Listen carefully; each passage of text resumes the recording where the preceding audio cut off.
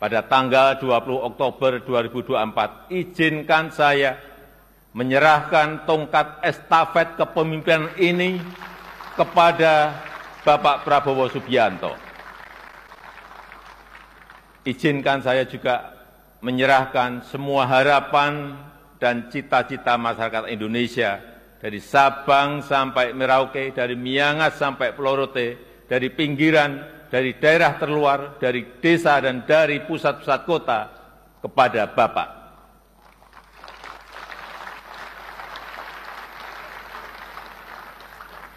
Semoga Allah SWT, Tuhan yang Maha Kuasa, senantiasa memberikan petunjuk dan kemudahan bagi bangsa Indonesia dalam kepemimpinan Presiden Prabowo Subianto.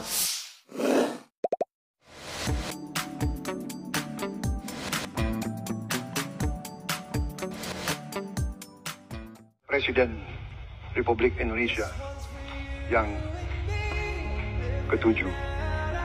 Jumpa lagi ke channel Andre M. Semoga semua diberi kesehatan kepada Tuhan. Lanjut, mantan Presiden Joko Widodo telah melintas di Bundaran HI, Jakarta pada Minggu, 20 Oktober 2024.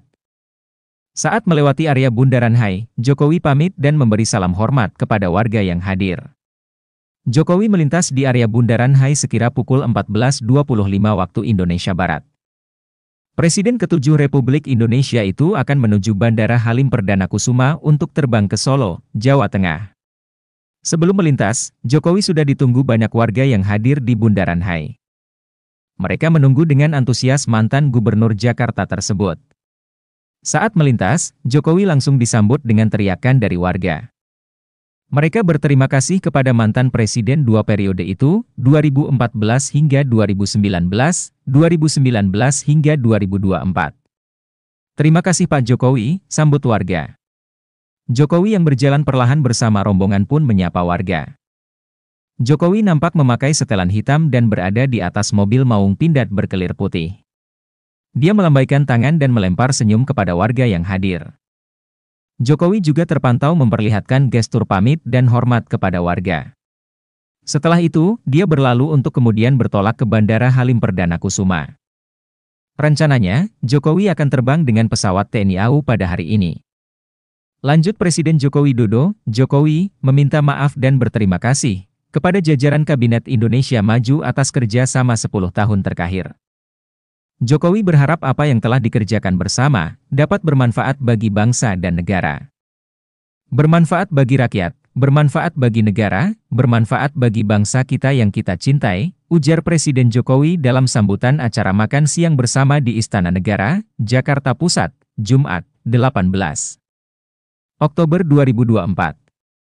Jokowi sempat mengenang perjalanan kerja di pemerintahan. Ia menilai banyak momen penting dan dinamika yang telah dilalui bersama, kita telah lalui bersama-sama, banyak tantangan-tantangan yang kita diskusikan, kita debatkan, kita ramaikan di dalam rapat-rapat kabinet, rapat terbatas, dan rapat internal, jelasnya.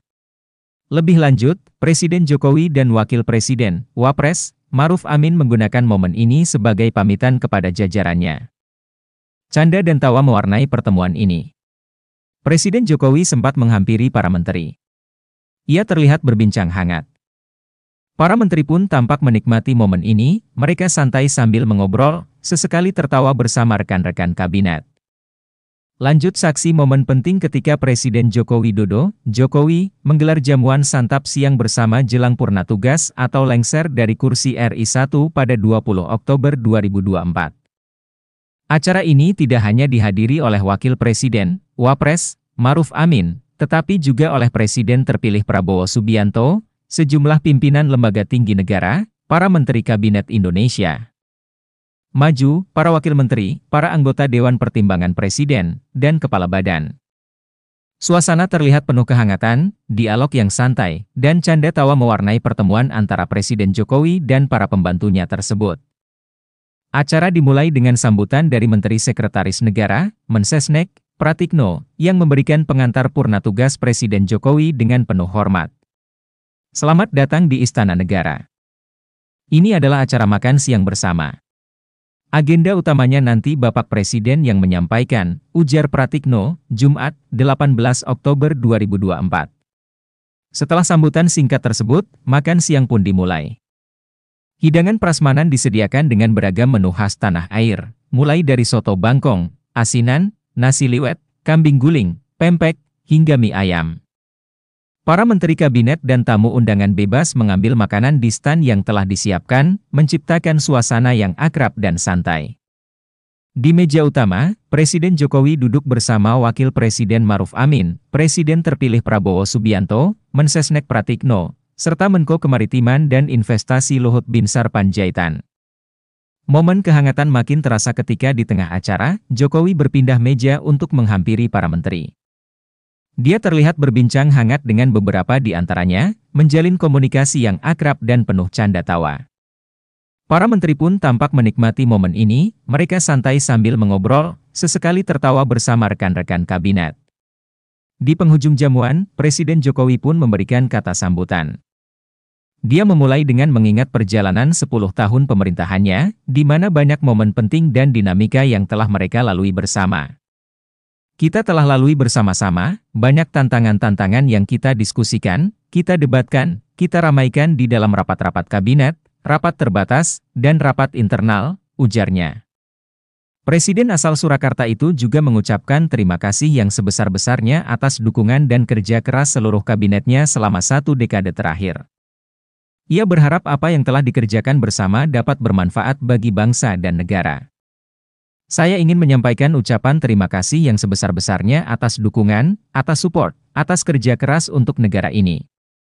Dan saya berharap apa yang sudah kita lakukan dalam 10 tahun ini bermanfaat bagi rakyat, bermanfaat bagi negara, bermanfaat bagi bangsa kita yang kita cintai, tuturnya.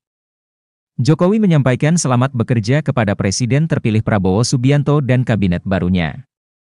Presiden Jokowi turut mengucapkan permintaan maaf kepada seluruh jajarannya jika selama masa interaksi dan kerja sama ada hal-hal yang kurang berkenan.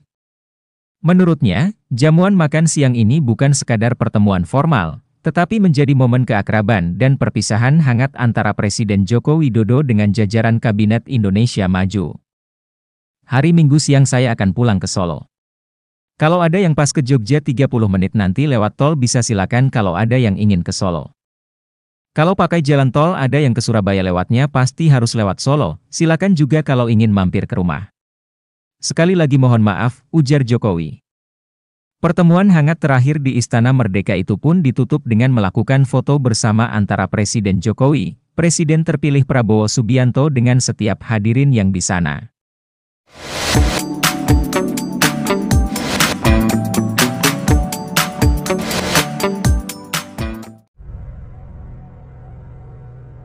Indonesia tak henti-hentinya membuat gebrakan super. Lewat pembangunan mega proyek di seluruh penjuru tanah air, nama Indonesia menjadi semakin disegani dan tidak lagi diremehkan negara lain termasuk di kawasan ASEAN. Selain pembangunan infrastruktur, Indonesia juga gencar membangun kawasan industri baru. Tidak cuma di Pulau Jawa atau di kawasan Indonesia bagian barat, akan tetapi kawasan industri juga dibangun di wilayah Indonesia Timur. Kawasan industri Wedabai yang dibangun di wilayah Indonesia Timur, atau tepatnya di Desa Lelilev, Kecamatan Weda, Kabupaten Halmahera Tengah, Provinsi Maluku Utara, merupakan kawasan industri terpadu untuk pengolahan logam berat. Kawasan industri ini telah berdiri sejak tahun 2018. Kawasan industri Teluk Weda merupakan kawasan industri pertama terintegrasi di Indonesia yang diperuntukkan untuk memfasilitasi proses pengolahan mineral dan produksi komponen baterai kendaraan listrik.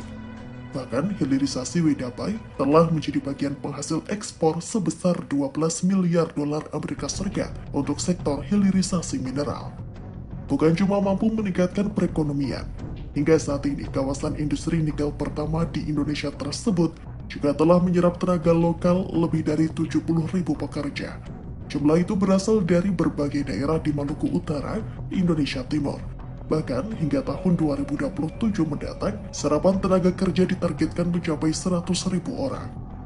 Dengan adanya kawasan industri tersebut, perekonomian Provinsi Maluku Utara berdasarkan laporan Bank Indonesia edisi November 2023 tercatat mengalami pertumbuhan ekonomi pada triwulan 3 2023 mencapai 25,13% YoY, menjadikannya provinsi dengan pertumbuhan ekonomi tertinggi di Indonesia.